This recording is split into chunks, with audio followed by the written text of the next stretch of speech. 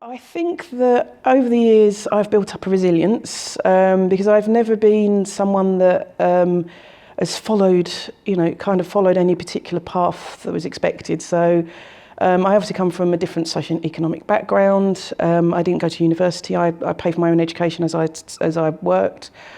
And I think when you've got multiple, diverse facets of diversity, I think you have to build up a bit of a resilience against the challenges you can face, whether it's just because you have to find your own coping mechanisms if you've got a disability, or whether it's more that that you might not feel so comfortable and you need to know how to protect yourself in an environment.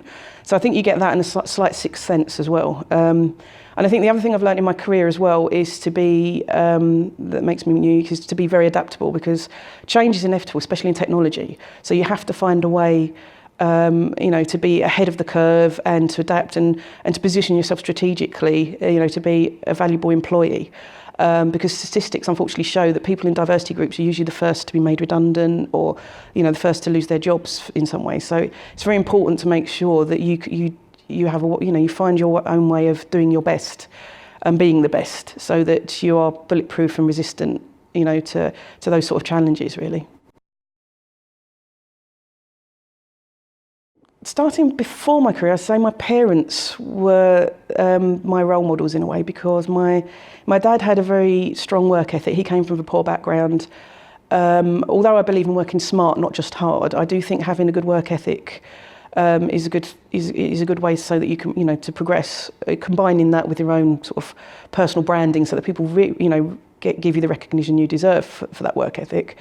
And they instilled a lot of positive values. They let me, I was never a gender-conforming child, and they just let me be me. They never sort of tried to force me into any particular box. They didn't try and force me into any path in life. They just let me find my own way, and were always there to support me. So for me, it started off with my parents, and then probably one person in my career that really made a difference was when I swapped from technology and sort of found my way into project management.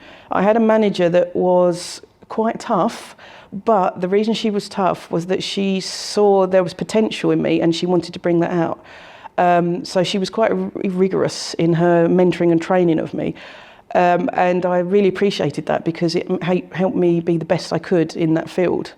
If I hadn't had that encouragement and support, even if it did seem like tough love at the time, it may have been a different story. So I think, she was a strong mentor for me, or strong manager, because she could see the potential that I couldn't in myself. In the beginnings of my career, I spent a long time, covering, hiding, and not letting myself be me in the workplace.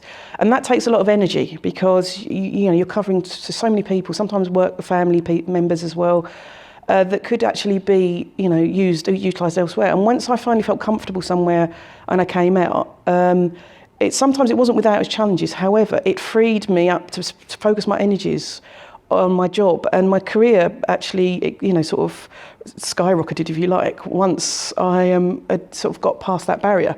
So for me, it's very, diversity, being inclusive is so important in an organisation, because you're going to get the best out of your employees. If they're having to feel like they have to cover because they feel uncomfortable in the workplace, then you're never going to get the best of their energies. So that for me is one thing. I mean, another thing was in the anecdote about the seatbelts. So basically, seatbelts were never comfortable for women and caused women injuries.